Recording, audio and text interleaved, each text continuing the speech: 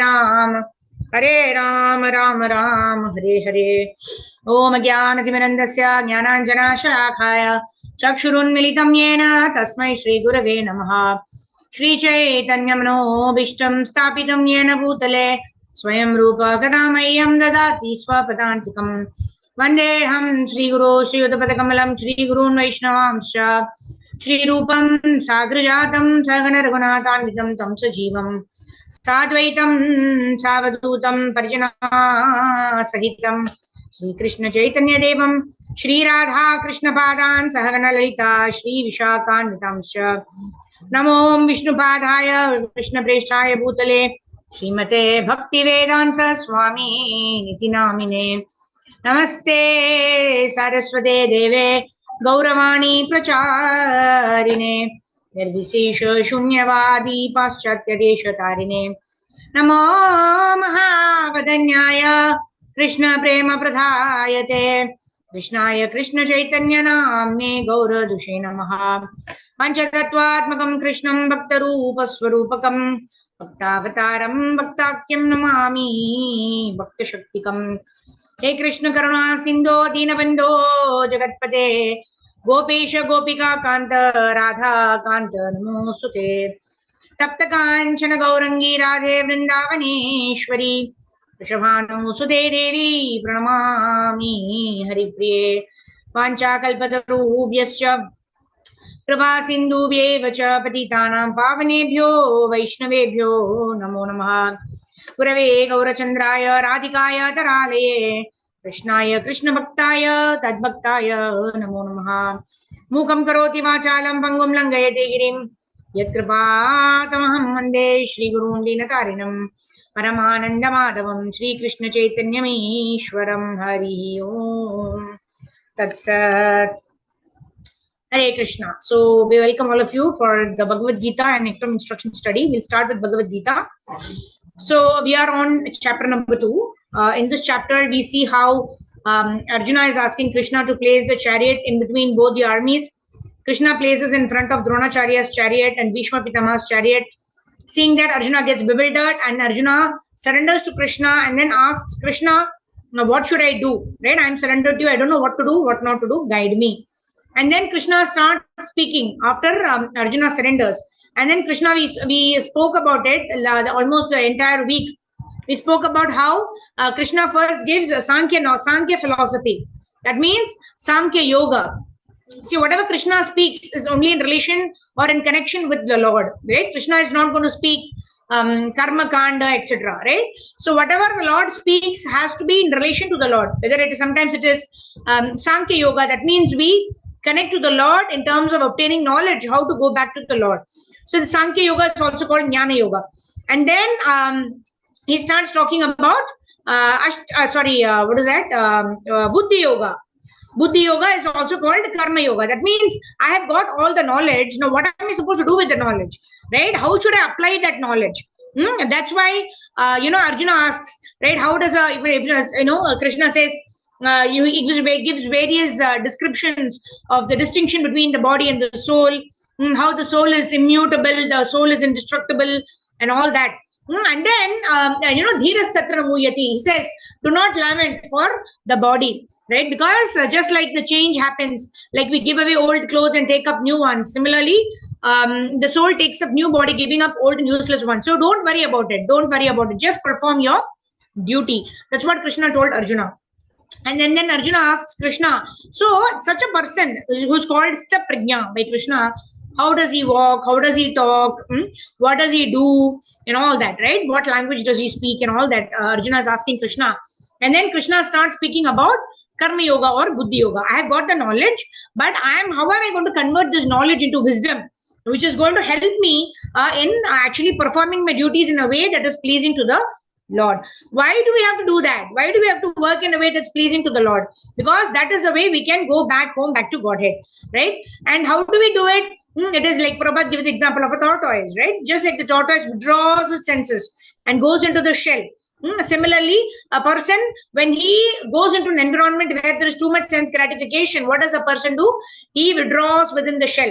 Withdraws within the shell means he talks only what is necessary, does his work to whatever extent is necessary for that particular time, and then he comes back to his shell, right? It is not over endeavor. He does not talk too much with them, right? Because if we associate too much with the materialistic people, we will also become materialistic, because we are still in the sadhana stage of bhakti, right? And then Prabhupada and Krishna himself speaks about how the senses are very strong, right? Even if somebody is very, very firmly fixed, I am going to practice devotional service, I am not going to be taken, my mind cannot be taking me for granted and making me do all that the mind wants me to do, right? Like that we all take resolutions, but sometimes we feel that the mind is taking us for a ride, right? Because they can, like Krishna himself says, right? The mind forcibly takes away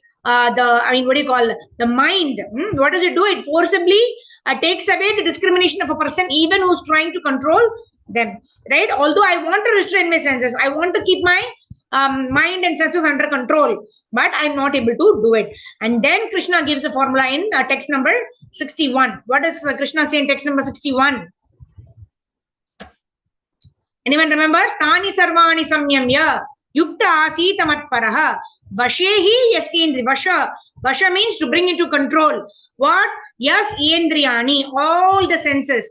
Tasya prajna pratishtha. Such a man of steady intelligence. How is he able to control his senses? Yukta asita matparaha. Tani sarvani samyamya. One who restrains the senses, keeping them under full control. Right? One who restrains the senses. That is what is important here. Right? We were talking in detail yesterday. Right? How when the ghee is poured into the fire, it may just close down for some time. It looks like the fire is going to get extinguished, but it starts burning immediately after the ghee is put. Similarly, the more we engage in sense gratification, the more and more what is going to happen? We are only going to feel more and more difficult to actually engage in this process of bhakti. And then finally, we saw in that particular verse, Prabhupada was talking about Ambarish Maharaj, how he engaged all of his services, all of his senses in the service of the Supreme Personality of Godhead. That three long verses from Bhagavatam, that's what we read, right? Padav Hare Kshetra Padanu Sarpane Shiro Rishikesha Padavi Vandane. Padav means he walks to the temple. Kshira means head. Rishikesha Padavi Vandane, offering obeisances to the Lord. Kamam cha dasena tu kama kamya yatottama shloka janashrayarati. Right? If I want to become matpara. Matpara means completely dedicated to the Supreme Personality of Godhead. And in that particular purport, Prabhupada explains what is meant by matpara. Matpara means, what is that? There is another verse. Mata parataram na anyat kinchid asti dhananjaya. Right? That means there is no one else, matpara, there is no one else who's more important to me than you, O Lord Krishna. In this way, when we surrender to the Lord, then we'll be completely situated in Krishna consciousness. All right. So today we will start from text number 62. This is going to be talking about the vicious cycle. Yeah. So this is going to be talking about the vicious cycle that we are engaging ourselves in, right? Simply by giving in to our lust, anger, greed, just allowing that to control us. What are we doing? We are actually giving or paving the way for lust, anger, greed, which means we are paving the way for the mind to take us for a ride. How does the mind take us for a ride? That's what is the next three verses. Text number 62. Okay, who will read? Anyone would like to read? Text number 62. Om Namo Bhagavate Vasudevaya. Om Namo Bhagavate Vasudevaya. Om Namo Bhagavate Vasudevaya. Okay, Sudha Mataji, go ahead. Dhyayato Vishayan Pumsaha Sangasteshu Pajayate Sangat Sanjayate Kamaha Kamat Krodot Bijayate. Translation and purport by Srila Prabhupada. Srila Prabhupada ki jai. Hare Krishna Mataji, pranams. Hare Krishna, pranams. Translation and purport by Srila Prabhupada, Prabhupada ki jai. While contemplating the objects of the senses, a person develops attachment for them, and from such attachment, lust develops, and from lust, anger arises. Purport. One who is not Krishna conscious is subjected to material desires while contemplating the objects of the senses. The senses require real engagements, and if they are not engaged in the transcendental loving service of the Lord, they will certainly seek engagement in the service of materialism.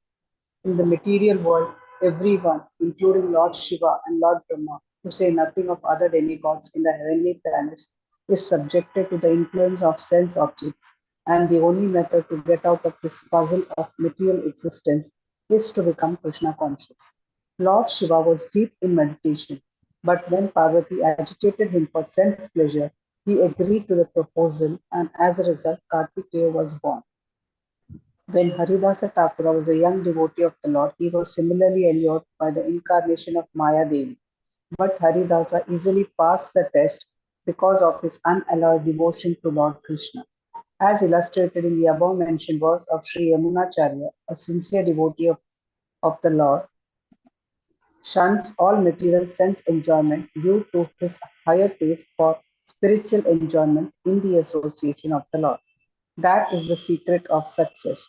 One who is not, therefore, in Krishna consciousness, however powerful he may be in controlling the senses by artificial repression, is sure ultimately to fail, for the slightest thought of sense pleasure will agitate him to gratify his desires. Hare Krishna. Yeah, thank you so much, Mataji. So in this particular thing, we've discussed this in detail actually. So let's quickly run over what is mentioned here, right? Here, the difference between Jnana Yoga and Buddhi Yoga is given, right? Somebody like in the previous session, yesterday we were talking about Vishwamitra Muni, right? Although he was completely, his senses were under control, he was a complete yogi and all that. But then what happened is a simple hearing of the ankle bells of Menaka. No, that actually triggered that the lusty attitude in him, and then he wanted to marry her and enjoy with her, right? Here very very extreme examples Prabhupada is giving. Even Lord Shiva and Lord Brahma, they are also subject to influence of sense objects. That is, it only means that if Krishna wants to put someone into illusion, be it Brahma or Shiva also, they can be put under illusion. That's what it means. It does not mean that they are always under illusion. Like Arjuna is put under illusion right now. Why? Because Krishna has a purpose to fulfill. But Arjuna is a pure devotee of the Lord. It does not mean that for this period Arjuna is not a devotee. No. Arjuna is engaging in the service of the Lord. So in order to fulfill the Lord's purpose to deliver this Bhagavad Gita, Arjuna is actually becoming a nimitta matra, right? So is he acting while he knows everything? No, because he's put into illusion by Krishna. So he's genuinely asking these questions, right? And then Prabhupada is talking about the secret of success, right? We all want success in our life, but we don't know what is the best way to do it. And in that way, Prabhupada gives example of Haridas Thakur, right? Yesterday also we were discussing that in detail, talking about how we cheat the mind. We don't allow the mind to cheat us. We cheat the mind, right? If the mind is suggesting something that is detrimental to our devotional service, and we tell the mind, okay, I will do what you are suggesting to me, but I will do it a little later, after completing some rounds, or after offering boga to the Lord, or after singing the song, or whatever, maybe after folding the clothes. You postpone that. Just like Haridas Thakur told the prostitute, right? Okay, I will satisfy you. Our mind is like that, wanting this, wanting that, wanting to do this, unnecessary things, right? But sometimes the mind also gives us good ideas, right? Like for example, okay, so the mind sometimes tells us, okay, let us go to the temple today. This Maharaj is coming. So sometimes the mind also tells us. So we have to evaluate and either discard the mind, right? What is that? There is one beautiful point mentioned by one devotee. Okay, anyway, it's not coming up. So what I was saying is, whenever the mind gives a particular idea, the intelligence has to evaluate the idea. Is it going to be helpful for me in devotional service? If it is yes, then we should do it immediately. If not, we should postpone that particular activity for later. Then while performing that spiritual activity, we'll get a higher taste, and maybe we may not want to pursue with that particular materialistic activity after some time. So that is how we trick the mind, and in this way we try to make the mind and the senses work according to what is ultimately beneficial for us. That means what is beneficial for our soul, right? But very very clearly Prabhupada has mentioned, more and more we gratify our desires, the more and more such kind of pleasure will only agitate us to want more and more pleasure. It will not give us satisfaction, just like the example of fire that we saw. All right. So let's continue. Next verse, 2 point. Now, if the lust gets satisfied, what happens? If the lust does not get satisfied, what happens? Right. So that is our next verse. Text number 63. Let me quickly share my screen. क्रोधात्मवति सम्मोहः सम्मोहात् स्मृतिविभ्रमः स्मृतिभ्रंशात् बुद्धिनाशो बुद्धिनाशात् प्रणश्यति. Okay, translation and purport. Mataji, who was reading, can read. Continue. Are you able to unmute? Who is reading? Okay, fine. If you want to read again, you may. Snehal Mataji, go ahead. Oh, Sudha Mataji. All right, Mataji, we'll come back to you. Yeah. Snehal Mataji, are you able to unmute yourself? Yes, Mataji. Hare Krishna, Mataji. Hare Krishna, yes. Purport and translation given by Srila Prabhupada. Srila Prabhupada ki jai. From anger, complete delusion arises, and from anger, complete delusion arises, and from delusion, bewilderment of memory. When memory is bewildered, intelligence is lost, and when intelligence is lost, one falls down again into the material pool. Purport. Srila Rupa Goswami has given us this direction. प्रपञ्चिकत्य बुद्ध्या हरिसम्बद्धि वस्तुनः मुमुक्षुभिः परित्यागो वैराग्यं फलगु कथ्यते. Bhakti Rasamrit Sindhu 1.2.258. By development of Krishna consciousness, one can know that everything has its use in the service of Lord. Those who are without knowledge of Krishna consciousness artificially try to avoid material objects, and as a result, although they desire liberation from material bondage, they do not attain to the perfect stage of renunciation. Their so-called renunciation is called falgu, or less important. On the other hand, a person in Krishna consciousness knows how to use everything in the service of a Lord. Therefore, he does not become a victim of material consciousness. For example, for an impersonalist, the Lord or the absolute being impersonal cannot eat, whereas an impersonalist tries to avoid good eatables. A devotee knows that Krishna is the supreme enjoyer and that he eats all that is offered to him in a devotion. So after offering good eatables to the Lord, the devotee takes the remnants called prasadam. Thus everything becomes spiritualized, and there is no danger of a downfall. The devotee takes prasadam in Krishna consciousness, whereas the non-devotee rejects it as material. The impersonalist therefore cannot enjoy life due to his artificial renunciation, and for this reason, a slight agitation of a mind pulls him down again into the pool of material existence. It is said that such a soul, even though rising up to the point of a liberation, falls down again due to its not having support in devotional service. Hare Krishna. Hare Krishna. Thank you, Mataji. So here, what Prabhupada is mentioning about is, getting that higher taste, right? Yesterday we were studying about Param Drishtva Nivartate, right? Without getting a higher taste, when we artificially renounce 90, these are all material, I don't want to use them. These are going to be, they'll be dragging me into this material pool, which is perfectly right? But no particular thing is either material or spiritual, right? Everything depends on the utility. We were talking the other day about the knife in the hands of a surgeon and knife in the hand of a doctor. I mean, in the hands of a thief, right? So one is leading to the death of a person, and one actually is giving life to another person.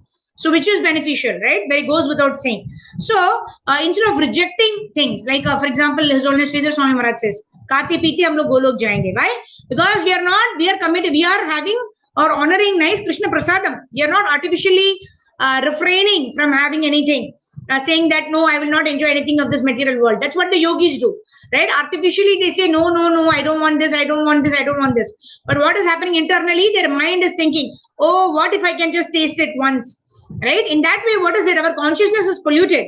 Although externally we try to give it up. That is why this desire keeps bottling up. And when the desire, it's so much bottling up that one day when it, when the, like the soda bottle is there, keep shaking it. Then what happens? Once when you open it, what happens? The full gas, it comes out, isn't it?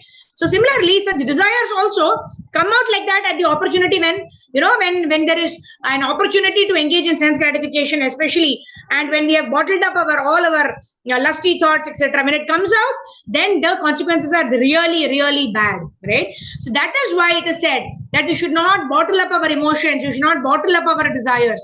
Rather, we should give vent to our desires in a way that is dovetailed to Krishna consciousness. In that way, we will be rising up. Every time we'll be rising up because we are experiencing a higher taste. Because we are experiencing something good, automatically something bad goes away. It is not that we are giving up, we have to give up all the bad and then only we'll start getting the good. Never happens like that, right? Unless we have some taste, we cannot give up the lower taste, right? Some of us even might remember that initial stages when we're chanting 1 round, 2 rounds, we feel that, I'm getting peace of mind.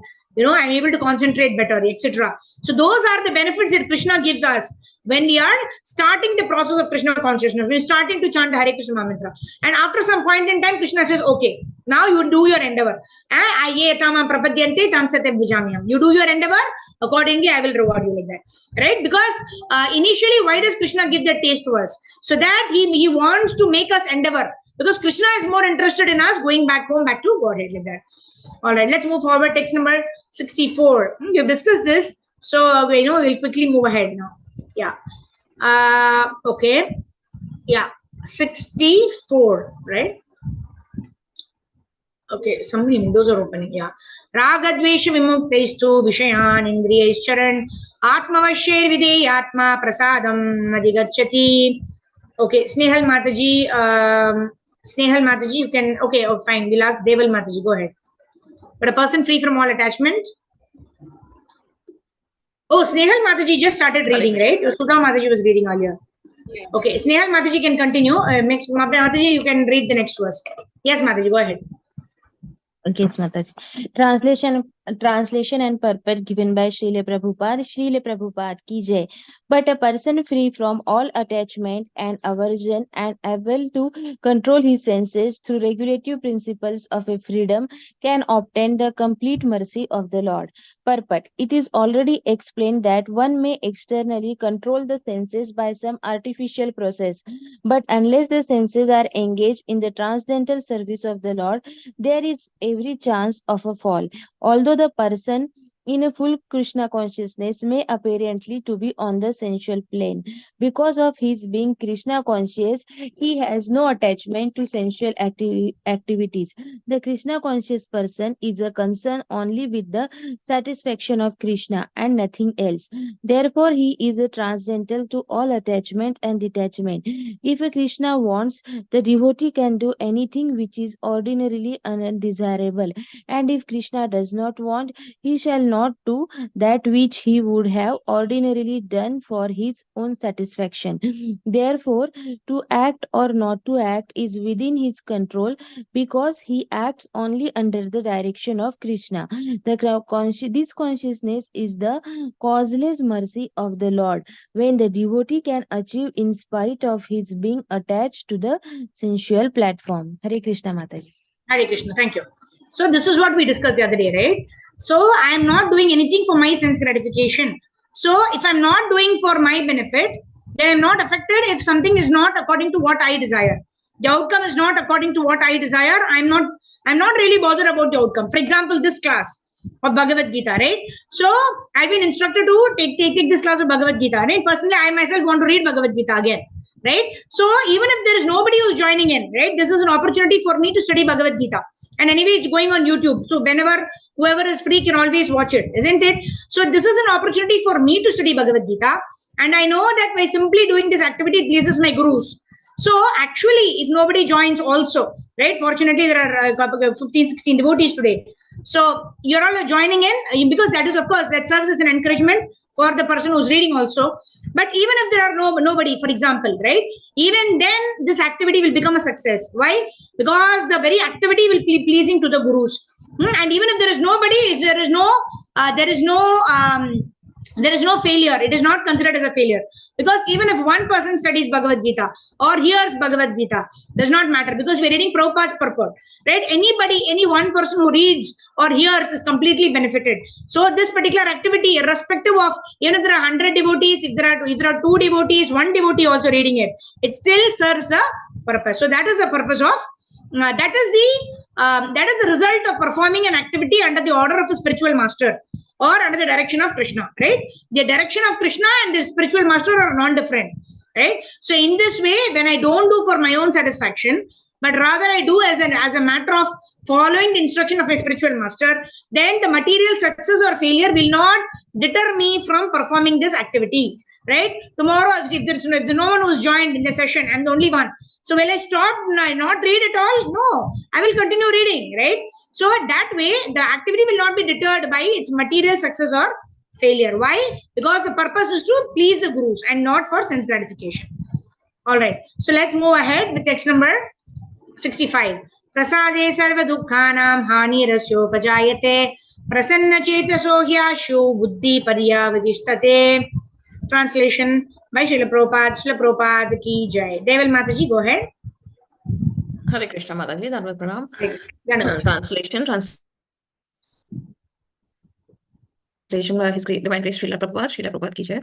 For one thus satisfied in Krishna consciousness, the threefold miseries of material existence exist no longer. In such satisfied consciousness, one's intelligence is soon well established. Should I continue? So, how do we purify our intelligence? We purify our intelligence by studying the scriptures, right? The mind is telling us, right? We said the mind is going to give us a lot of ideas, right? How do we evaluate those ideas? We said we have to evaluate the ideas. Whatever is favorable, we will execute those ideas, and whatever is not favorable to bhakti, we will what is not favorable to bhakti, we will postpone it, right? So who is going to do this, right? This is more easier said than done, right? It's a very crucial thing to be done, and that has to be done by the intelligence. And how will the intelligence be firmly fixed to take such important decisions? The intelligence is purified by study of scriptures, right? The study of scriptures purifies the intelligence, and then the intelligence engages the mind in chanting Hare Krishna. Mantrayati iti mantra. That means the mind gets purified by chanting the Hare Krishna Mahamantra. And then when we engage our senses in the service of the Lord, then we will perform the services with the right consciousness. Otherwise, we are so passionate, right? Something or the other, we want to always do something or the other. We cannot sit down idle even for a minute. Otherwise we think, oh, I don't have any work. Okay, let me watch a movie, let me watch a TV serial, or let me go shopping, right? In that way, we want to some or the other. Right? Anandamayo abhyasa. We are searching something or the other I have to do which should make me happy, right? Let me read a book, let me watch a movie, etc., etc. That is why it is said to control the mind, we have to engage ourselves 24 hours in Krishna consciousness, right? So that is the way in which the mind can be controlled and how the intelligence can be firmly established in controlling the mind and the senses. Okay, text number 66. Go ahead, Mataji. Yeah, Hare Krishna. Nasti buddhirayuktasya nacha ayuktasya bhavana ayuktasya bhavana nacha bhavayatah shantir ashantasya kutas sukham. Translation: one who is not connected with the Supreme in Krishna consciousness can have neither transcendental intelligence nor a steady mind, without which there is no possibility of peace. And how can there be any happiness without peace? Purport by His Divine Grace Srila Prabhupada ki jai. Unless one is in Krishna consciousness, there is no possibility of peace. So it is confirmed in the 5th chapter, 5.29, that when one understands that Krishna is the only enjoyer of all the good results of sacrifice and penance, that he is the proprietor of all universal manifestations, and that he is the real friend of all living entities, then only can one have real peace. Therefore, if one is not in Krishna consciousness, there cannot be a final goal for the mind. Disturbance is due to want of an ultimate goal. And when one is certain that Krishna is the enjoyer, proprietor, and friend of everyone and everything, then one can, with a steady mind, bring about peace. Therefore, one who is engaged without a relationship with Krishna is certainly always in distress and is without peace. However much he may make a show of peace and spiritual advancement in life, Krishna consciousness is a self-manifested peaceful condition which can be achieved only in relationship with Krishna. Hare Krishna Mataji, don't pronounce. Hare Krishna Mataji, just give me 1 second, I'll just be back.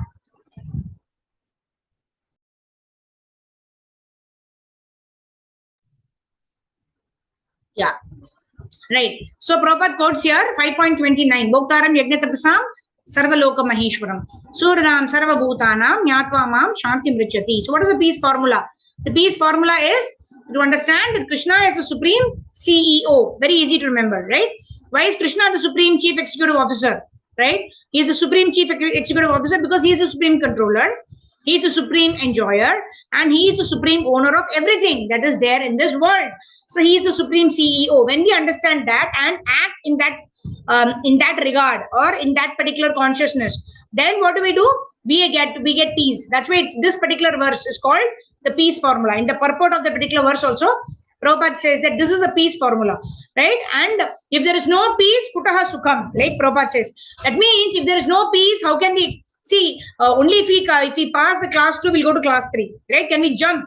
Even if there is double promotion, then you have to qualify yourself for it. Only then you can get double promotion, right? Some people do get double promotions from say 2nd to 4th or 5th to 7th, etc. But they have to qualify themselves for it, right? Similarly, right, if we don't have peace at all, how are we going to expect bliss? Bliss is much higher, right? Now we are suffering because we have no knowledge, and then we come to the platform that the Supreme Lord is the owner of everything. So I should not be lamenting for what I don't have, because whatever I need, Krishna will give me. That is the platform 0, right? 0 access. There is no y-axis, there is no x-axis. That is 0 access. That is peace. But then we want positive happiness. We are not satisfied with the 0, right? Sometimes we think that even if there is no happiness, at least some sorrow should come. Life has become so boring that there is neither happiness. Everything is going on as per normal. There is no there's no spice in life, like that, right? So people don't like this. The pieces can be very, very initially it may be like, oh wow, now I was suffering, now I've got peace, right? Initially it may be like just getting honey, but then after that it becomes boring. I have nothing to look forward to, I have nothing to pray for, and then life is just going on. One becomes indifferent to life. So something up and down has to happen. Even in the the ECG, when you take, the movement has to be there, otherwise it is like so plain. What is there in life after that, right? So in this way, we cannot survive even if there is completely, there is nothing to look forward to, and there is nothing to worry about, like that. That life will be so totally not interesting, that one might simply want to do something and get some kind of happiness, like that. Because at peace level it's 0 and nobody can survive there for a long time. That's why it is said, even the Brahman effulgence, when somebody perfects one's life and goes into the Brahman platform, one cannot survive there for a long time, because there's nothing. You can't do anything. You just merge with the effulgence of the Lord and then do what?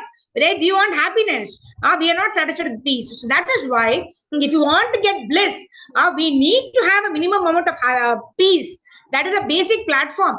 But that is not a platform that we can settle forever, because we want happiness. Maybe that is a springboard. That's like your Sattva Guna, right?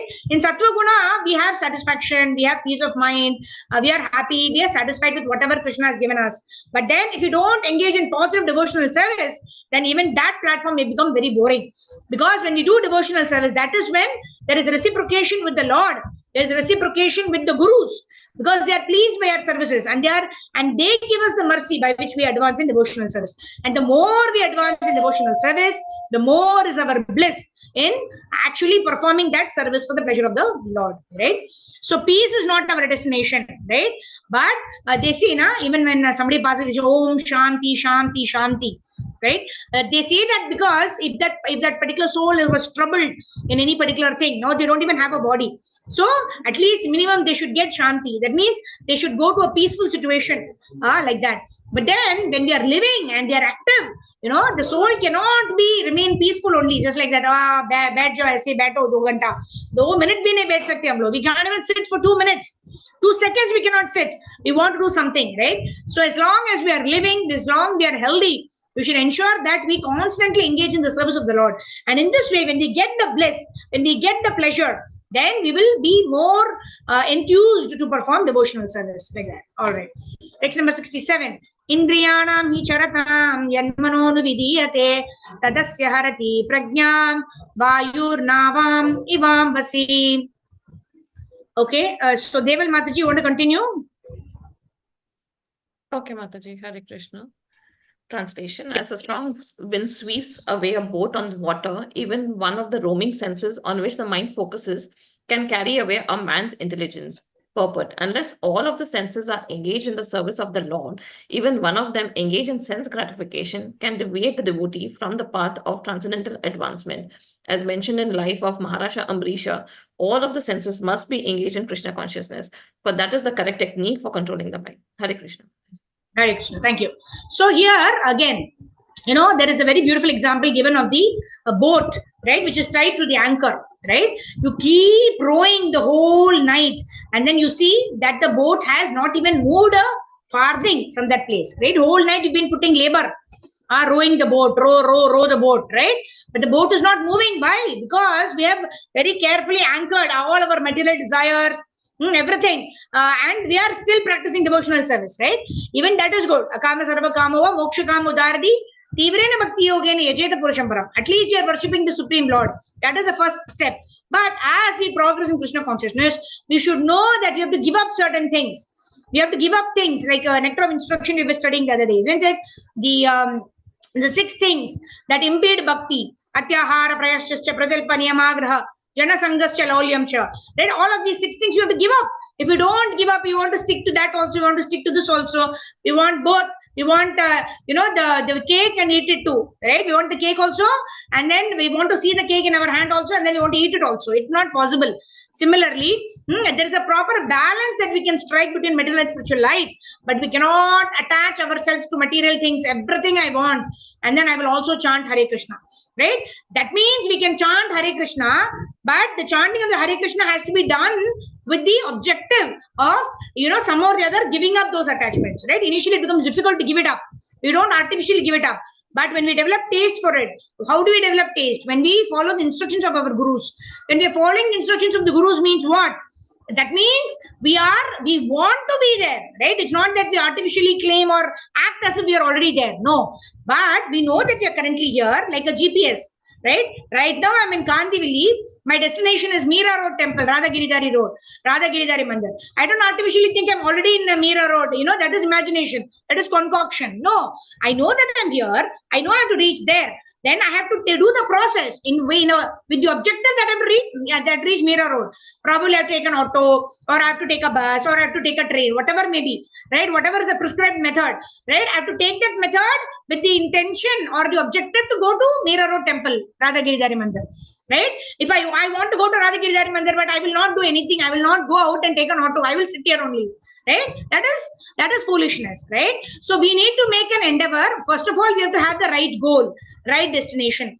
Secondly, we should understand that we should make the right efforts to engage in that particular activity that will take us to the destination. So that is the correct technique for controlling the mind. I don't artificially think that my mind is controlled, but I know if I do this XYZ process or the ABCD process given by Prabhupada, I will be able to control my mind. So with that intention, with that as the objective, and to develop, how do I control the mind? If I develop attraction for Krishna, then automatically my attraction towards material objects will diminish. So I'm going to engaging in all these processes to develop my attraction for Krishna. Right? That is my objective. Right now, I'm attracted to all the illusory things of this material nature. But what is my goal? My goal is to attain loving devotional service, attraction for Supreme Personality of Godhead Krishna. For that, this is a process specified. Shravanam, Kirtanam, Vishnu Smaranam, Archanam, Mandanam, Dasyam, Sakyam, Atma Nivedanam. So I do all these processes, but my goal is very clear, right? It's not that I want to get a higher job, I want to get a 4 BHK home, or I want to get this, that, right? Those desires, although it is there, they have to be sidelined. By my goal should be very clear. I want to go there, right? In between, all these will come and go, right? But these should not deter my process of performing devotional service. That is what it is by saying adopt the correct technique for controlling the mind. Like that. Okay, fine. Let's move forward. What's the time? 12:50. Okay, fine. Let's read this and then we'll end it. Text number 68. Vaishali Shukla Mataji, go ahead. तस्माद्यस्य महाबाहो निगृहीतानि सर्वशः इन्द्रियाणि इन्द्रियार्थेभ्यस्तस्य प्रज्ञा प्रतिष्ठिता. Vaishali Mataji, are you able to unmute yourself? Okay, therefore, O mighty armed Arjuna, one whose senses are restrained from their objects is certainly of steady intelligence, right? What does steady intelligence mean? We just saw that, right? Steady intelligence means one has the right buddhi to actually say no to things which are unfavorable for bhakti and say yes to things which are favorable. Purport by Srila Prabhupada ki jai. One can curb the forces of sense gratification only by means of Krishna consciousness or engaging all the senses in the transcendental loving service of the Lord. As the enemies are curbed with superior force, the senses can similarly be curbed, not by any human endeavor, but only by keeping them engaged in the service of the Lord. One who understood this, that only by Krishna consciousness is one really established intelligence, and that one should practice this art under the guidance of a bona fide spiritual master, is called a sadhaka, or a suitable candidate for liberation. What is sadhaka? Sadhaka means a person who is engaging in a certain practice. And what is the practice called? Sadhana. Right? Sadhana is the method or the process. And a person who adopts a particular method to attain a particular goal, which is called sadhya. Sadhya means goal, sadhana is the process, and a person who is doing this process is called a sadhaka. Right now we are a sadhaka. What is the sadhana we are using? The sadhana that we are using is the chanting of the Hare Krishna Mahamantra. What is the sadhya? Our goal is to attain Krishna Prema. Our goal is to develop taste to serve the Supreme Personality of Godhead. Our goal is to get ourselves attracted only to Krishna and not to get attracted to all the other things of this material world. So this is we are very clear. What is the process, where we are currently, and what is our goal, and what is the method that we are adopting to attain the goal. All right. Let's move forward. Text number 69. Ya nisha sarva bhutanam tashyam jagriti samyami yasyam jagriti bhutani sa nisha pashyado munehe.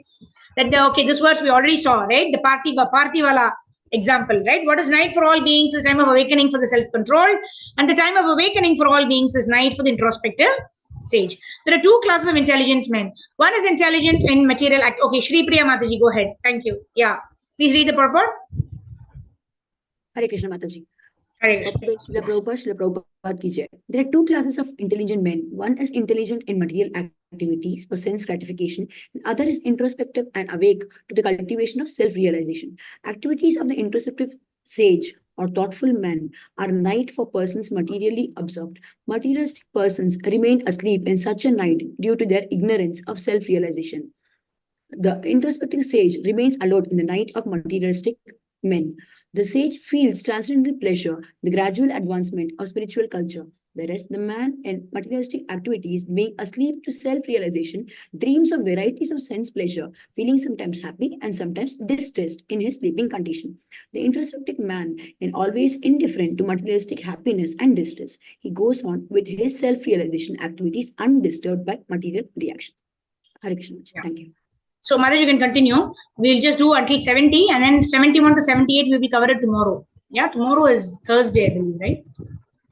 Yeah, tomorrow is Thursday. Yeah, tomorrow we'll try to cover this chapter tomorrow. And we'll go on to nectar of instruction. So, the introspective man is always indifferent to materialistic happiness and distress.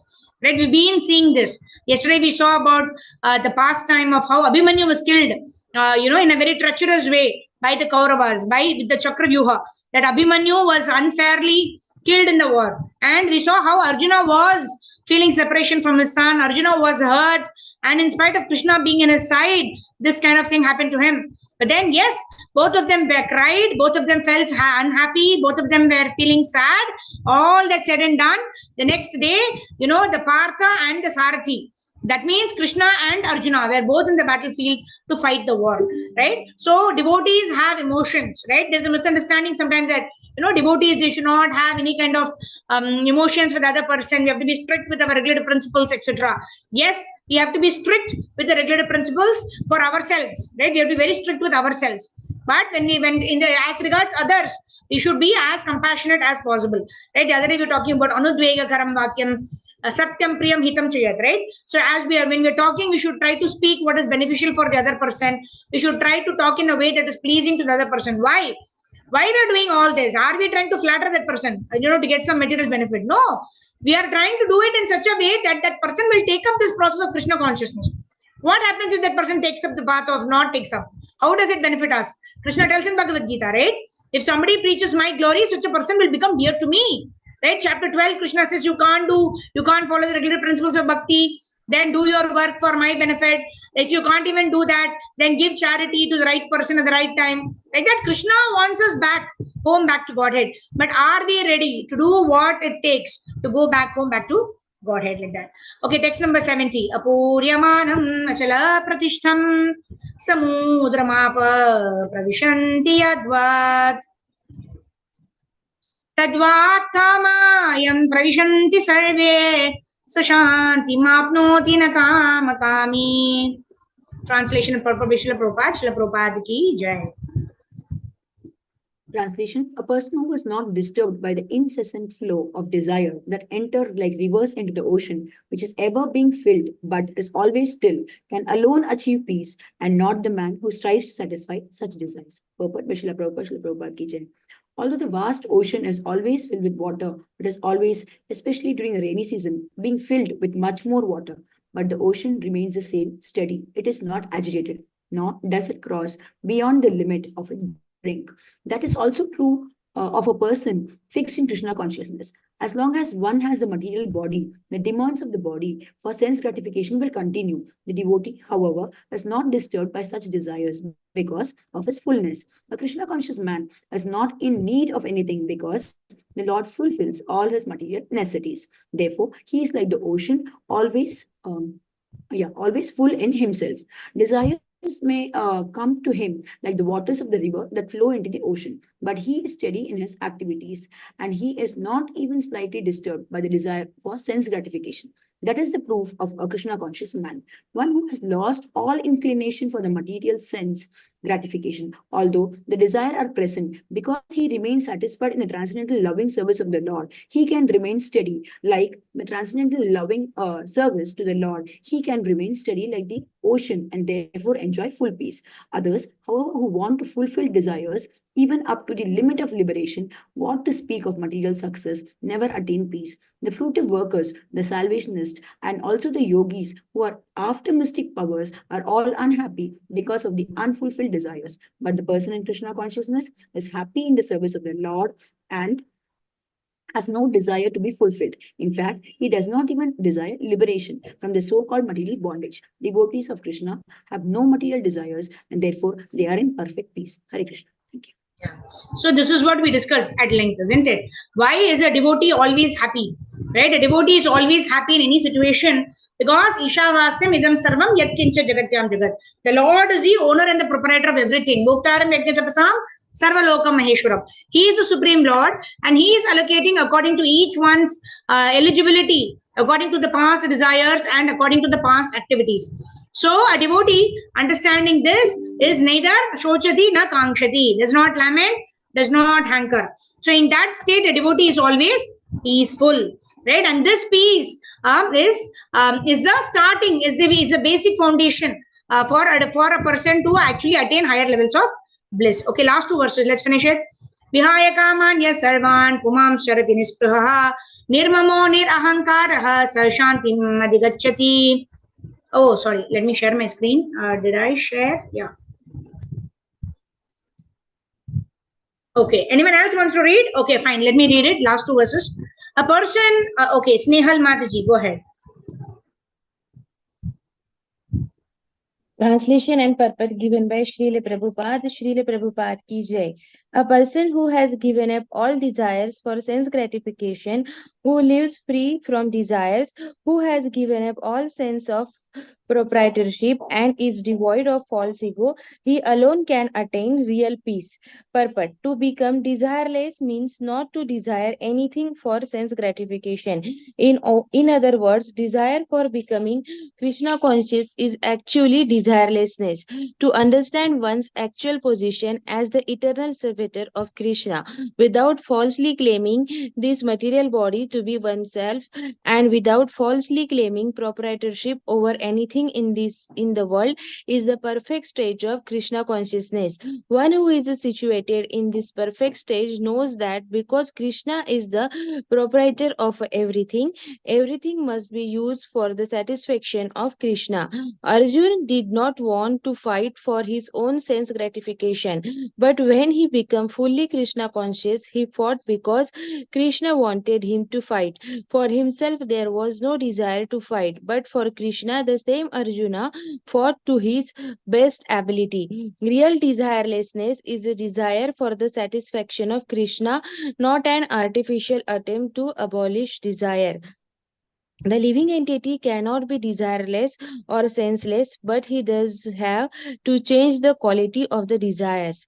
A materially desirelessness person certainly knows that everything belongs to Krishna, Isha Vasem Idam Sarvam, and therefore he does not falsely claim proprietorship over anything. This transcendental knowledge is based on self realization, namely knowing perfectly well that every living entity is an eternal part and parcel of Krishna in spiritual identity, and that is the eternal position of the living entity is therefore never on the level of Krishna or greater than him. This understanding of Krishna consciousness is the basic principle of a real peace. Hare Krishna Mataji. Hare Krishna. So, Jivera Swarupa Hoye, Krishnere Nityadas. When I'm eternally situated in my constitutional position as a servant of the Supreme Personality of Godhead, and I know my duty is to serve the Supreme Personality of Godhead, then I am not allured by all of these material illusions that are offered by Maya.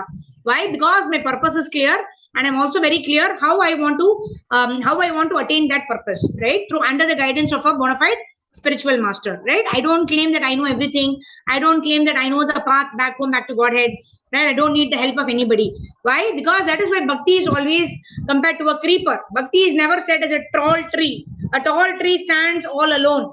But a creeper, what does it do? It has to be dependent on the other, bigger trees like that, right? So similarly, even if we are practicing for 25 years, 50 years, does not matter. We always need the association of devotees to eternally continue this process. We have to continue this process until we attain Krishna Prema, isn't it? Okay, last verse, text number 72. Esha Brahmi Siti Partha Nainam Prapya Vimuyati Stitva Syamanta Kalipi Brahma Nirvanam Richati. Translation by Srila Prabhupada. Srila Prabhupada ki jai. Okay, Snehal Mataji, you can continue. Then Vaishali Mataji and Nagavani Mataji can read NOI. Yes, go ahead. Yes, Mataji. Translation and purport is given by Srila Prabhupada. Srila Prabhupada ki jai. That is the way, translation, that is the way of the spiritual and godly life, after attaining which a man is not bewildered. If one is thus situated even at the hour of death, one can enter into the kingdom of God. Purport. One can attain Krishna consciousness or a divine life at once within a second, or one may not attain such a state of life even after millions of births. If it is only a matter of understanding and accepting the fact. Khatwanga Maharaj attained this state of life just a few minutes before his death by surrendering unto Krishna. Nirvana means ending the process of materialistic life. According to Buddhist philosophy, there is only void after the completion of this material life, but Bhagavad Gita teaches differently. Actual life begins after the completion of this material life. For the gross materialist, it is sufficient to know that one has to end this materialistic way of life. But for a person who are spiritually advanced, there is another life after this materialistic life. Before ending this life, if one fortunately becomes Krishna conscious, he at once attains the stage of Brahma Nirvana.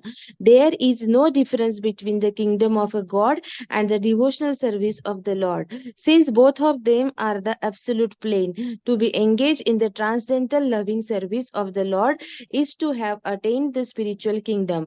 In the material world, there are activities of a sense gratification, whereas in the spiritual world, these are the activities of Krishna consciousness.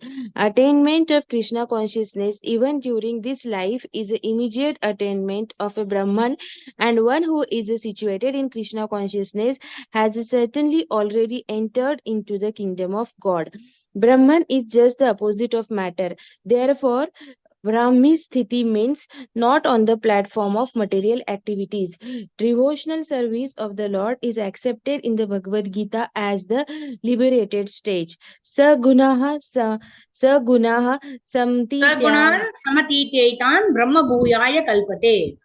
Therefore, Brahmi Sthiti is liberation from material bondage. Srila Bhakti Vinod Thakur has summarized this second chapter of the Bhagavad Gita as being the content of the whole text. In the Bhagavad Gita, the subject matters are Karma Yoga, Jnana Yoga, and Bhakti Yoga. In the second chapter, Karma Yoga and Jnana Yoga have been clearly discussed, and a glimpse of a Bhakti Yoga has also been given as the content for the complete contents for the complete text. Thus end the Bhakti Vedanta purports to the second chapter of the Srimad Bhagavad Gita in the matter of its contents. Hare Krishna. Hare Maharaj. Krishna. Thank you so much. Now Bhagavad Gita is complete, right? We've completed the study of the Bhagavad Gita, right? Actually, this is what was Arjuna. Krishna has told Arjuna, and actually Bhagavad Gita ends here, right? Because what is the final verse that Krishna is telling? Krishna is finally telling Arjuna, in this way, by following these principles of a spiritual life and godly life, one will be able to remember Krishna, and then one will be able to enter into the kingdom of God. That is the destination. Prayojana is what? We want to love Krishna, we want to serve Krishna, we want to go back to the planet of Krishna and serve Krishna. So in this way, it is to be done. So in this way, we have completed the entire study of Bhagavad Gita, right? But then Arjuna himself had a lot of doubts. So tomorrow we will start this important chapter called Karma Yoga, wherein it starts with Arjuna asking a question, right? You are asking me to engage me in this warfare, and then you are saying I should not be doing fruitive work. Should I work? Should I fight this war, or should I not fight?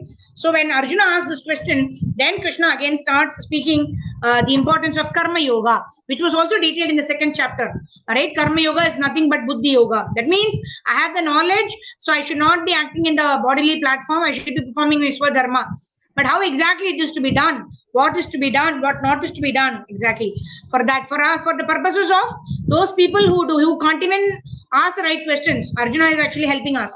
And all of these answers help us understand. It's like tutoring. The general class is over. Now from now onwards, tutoring is happening for more and more questions, and then we sit in the class. When somebody else asks a question, you also get benefited, right? Sometimes you don't even get the right question, right? So in this way we will study because of the questions asked by Arjuna. Krishna is going to further elaborate on Karma Yoga. So that will start tomorrow.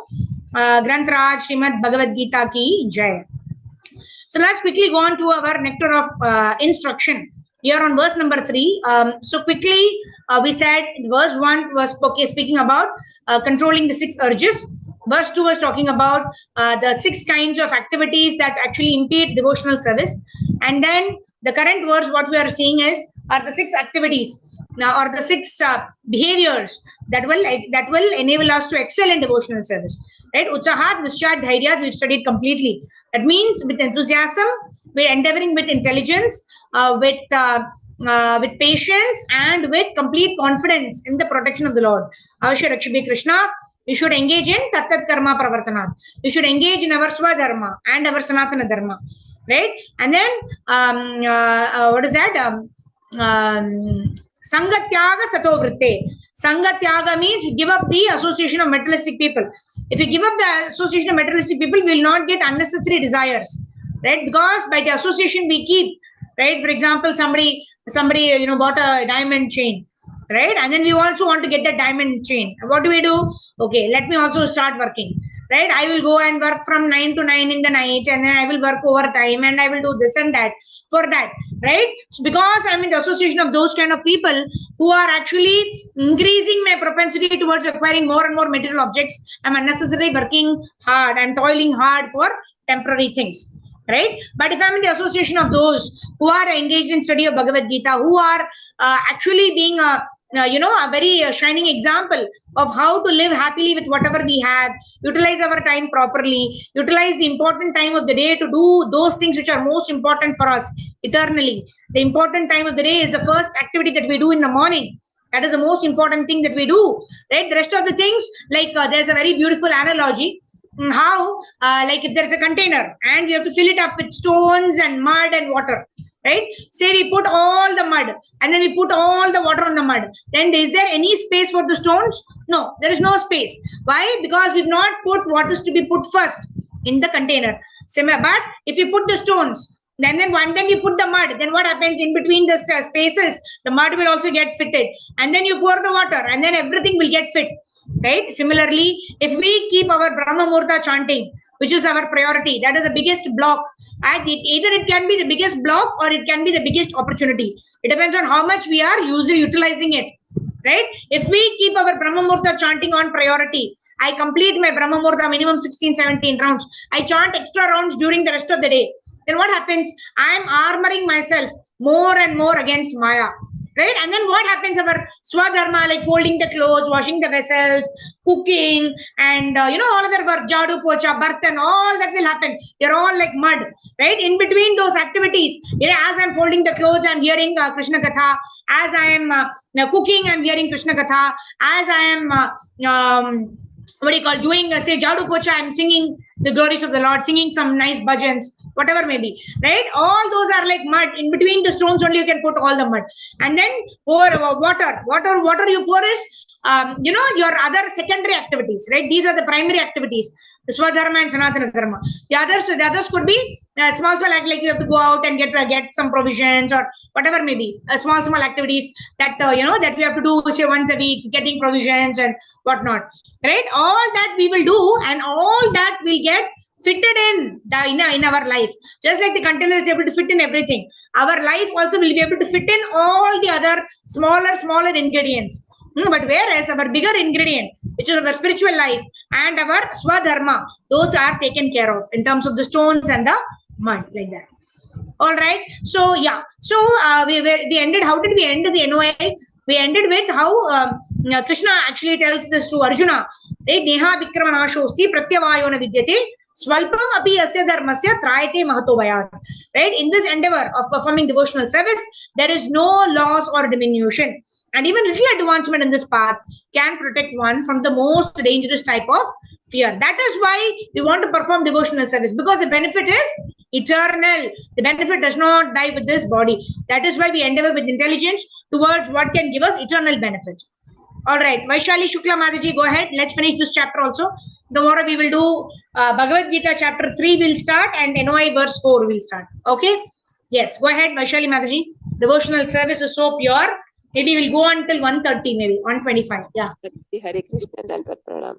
Devotional service is so pure and perfect that once having begun, one is forcibly dragged to ultimate success. Sometimes a person will give up his ordinary material engagements and out of sentiments take shelter of the lotus feet of the Supreme Lord and thus begin the preliminary execution of devotional service.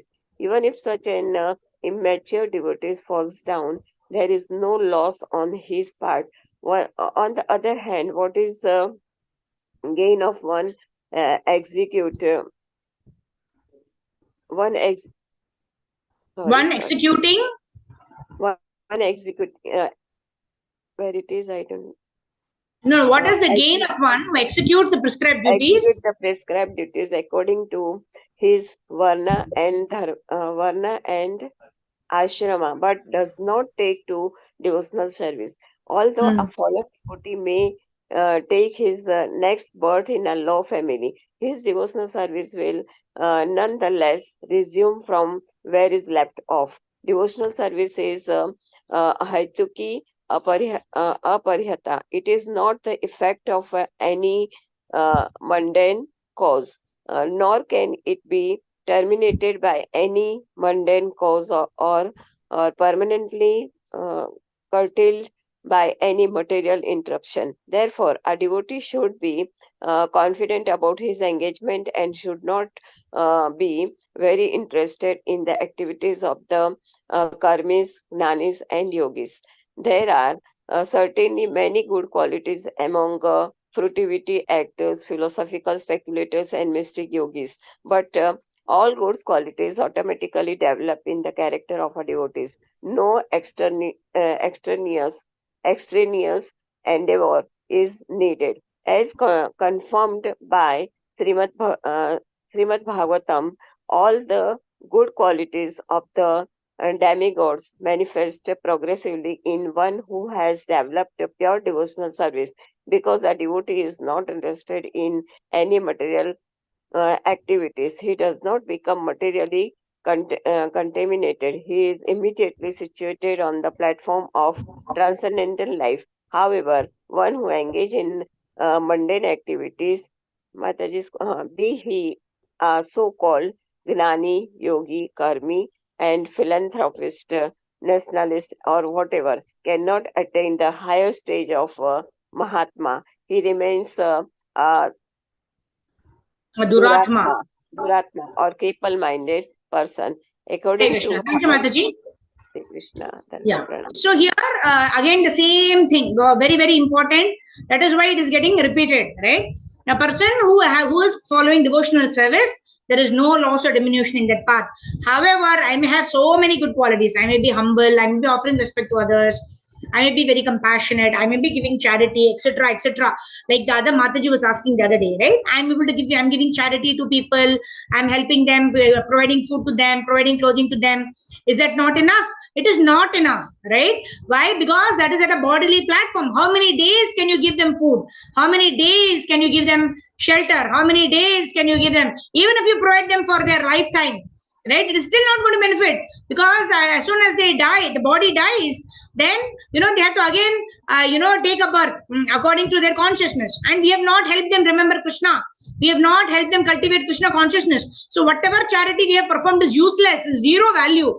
Now, no value for us also, no value for them also, right? Of course, it might help us that we may, slowly progress, in terms of,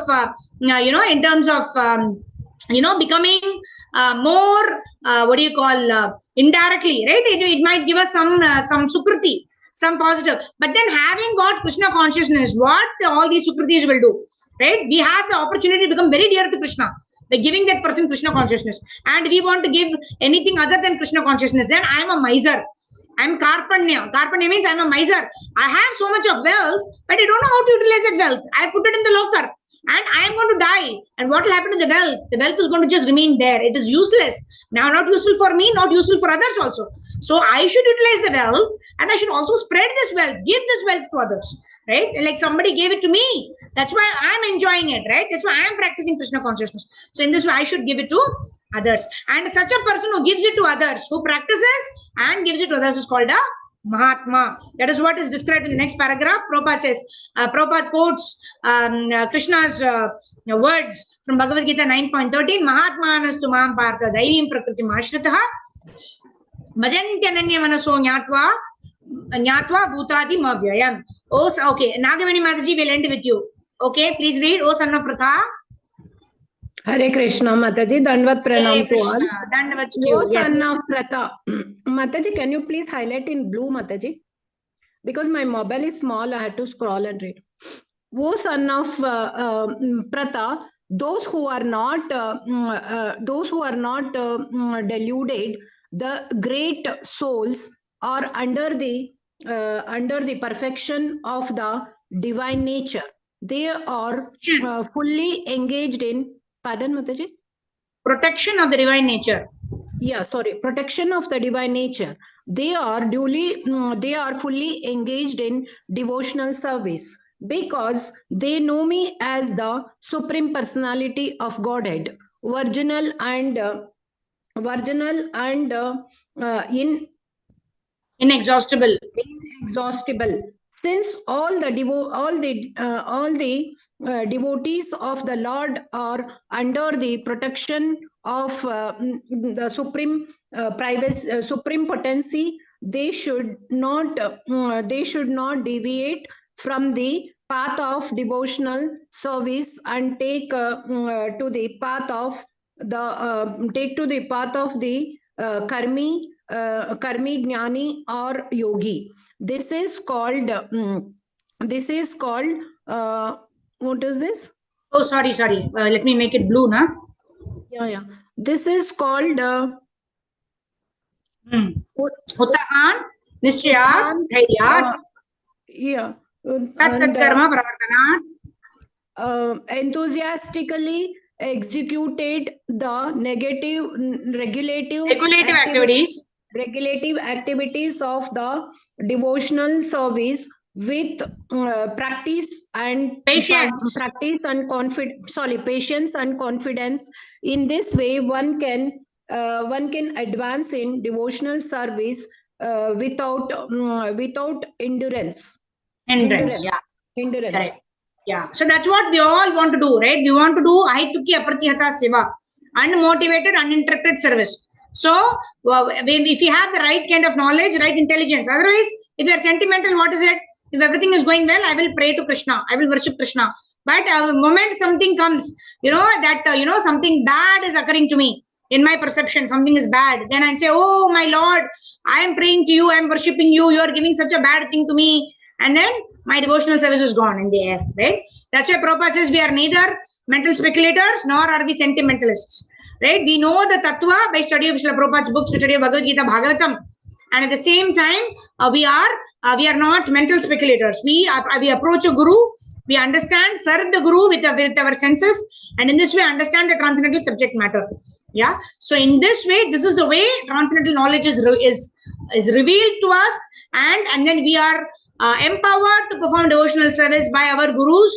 And then when we perform the devotional service, we get more and more empowered, and in this way we get more and more taste, and that is the way to progress in devotional service. Granth nectar of instruction ki jai, Jagat Guru Srila Prabhupada ki jai. So devotees can get ready to switch on your cameras. We'll quickly do 2 to 3 minutes kirtan.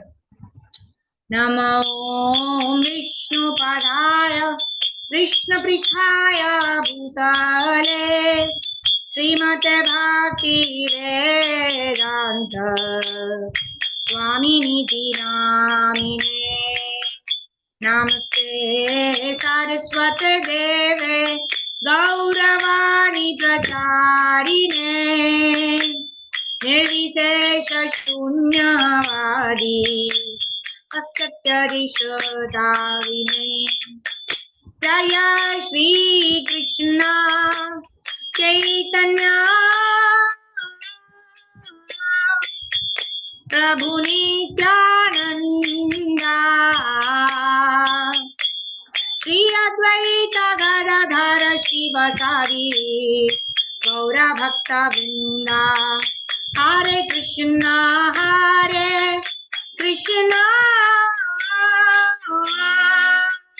Krishna Krishna Hare Hare Hare Rama Rama Rama Hare Hare Hare Krishna Hare Krishna Krishna Krishna Hare Hare Hare Rama Hare Rama Hare Hare Jaya Gauranitai Jaya Gauranitai Gauranitai Jaya Gauranitai Jaya Jaya Prabhupada Gurudev Nitai Gaura Hari Bol Gaura Hari Bol Gaura Hari Bol Gaura Hari Bol Shri Harinam Sankirtan ki jai Jagat Guru Srila Prabhupada Srila Gurudev ki jai Anant Koti Vaishnava Vrind ki jai Nitai Gaura Premanande Hari Hari Bol Vanchakalpadrubhyascha Kripa Sindhubhyev cha Patitanam Pavanebhyo Vaishnavebhyo Namo Namaha Ananta Koti Vaishnava Vrinda ki jai. Nitai Gaura Premanande Hari Hari Bol. Hare Krishna. So thank you for joining in. Any devotees who have any questions or queries or realizations can unmute and ask now. We have Rohini Mataji is there as always, and then who is this? Nilanjani Mataji, Karpavali Mataji, Sneha Hare Prabha Krishna, Mataji. Dandavat Pranam Mataji, Hari Bol. Yes, Mataji, Dandavat Pranam. Mataji, Yes. you said we should not give charity to the needy. First of all, I want to say, take your darshan. दर्शन मेरा वो नहीं हो No रहा है Pratyaksha Praman. No Mobile. Shabda Praman. Only Pratyaksha first. मेरा वो Okay. नहीं हो रहा, छोटा मोबाइल है ना माता जी, नहीं हो रहा है वो. ठीक है Mataji. Okay. Go ahead. I'm planning to take big one. Let me see if I take a. Oh, Tatastu. Okay. Yes, go ahead. Pray for me. Mataji, I'll pray. Let's pray for each other's bhakti. It's okay. You can send me a photo from your small mobile. You send to my small mobile. Okay? I'll see you there. Yeah, sure, Send Mataji. me your photograph. Yes, Mataji. Yeah. What is your query? As you said, you mean to say that we should not do charity for non-Krishna conscious people, any non-devotees? So in Like, Bhagavad Gita, Krishna talks kind about of- three kinds of charity. Charity in the mode of goodness, charity in the mode of passion, charity in the mode of ignorance. Right? Yeah. So charity in the mode of ignorance is, you give someone, when you go in the car, when you stand in the traffic signal, right? Some people come immediately, wipe the car, and then they ask for money. Right? Yeah. If you give money to them, what happens? I don't know. Most of the times, I've heard that they go and drink alcohol with that money. So you are contributing towards their drinking alcohol. What kind of sukruti will you get? Right? Because if you don't know how your money is going to be spent, then that charity may even cause you harm more than doing good. Right? That is why give charity. So many avenues are there. Give Annadan, contribute to ISKCON, Prabhupada book distribution, give Shastra Dhan. Right? So in that way, we are sure we are going to get benefit. Why even when in doubt, leave it out. Right? You don't know what the person is doing. Why to give charity to him and jeopardize your own hard-earned wealth, isn't it? No, none of us are getting free, right? So we should be careful, right? They say that even if you throw the water in the ocean, you should measure and throw, right? Like that, So why to throw, right? When you have specified avenues which can give you, which can lead you to higher levels of Krishna Bhakti, why would you want to give it to anybody else? Give it to ISKCON, Mataji.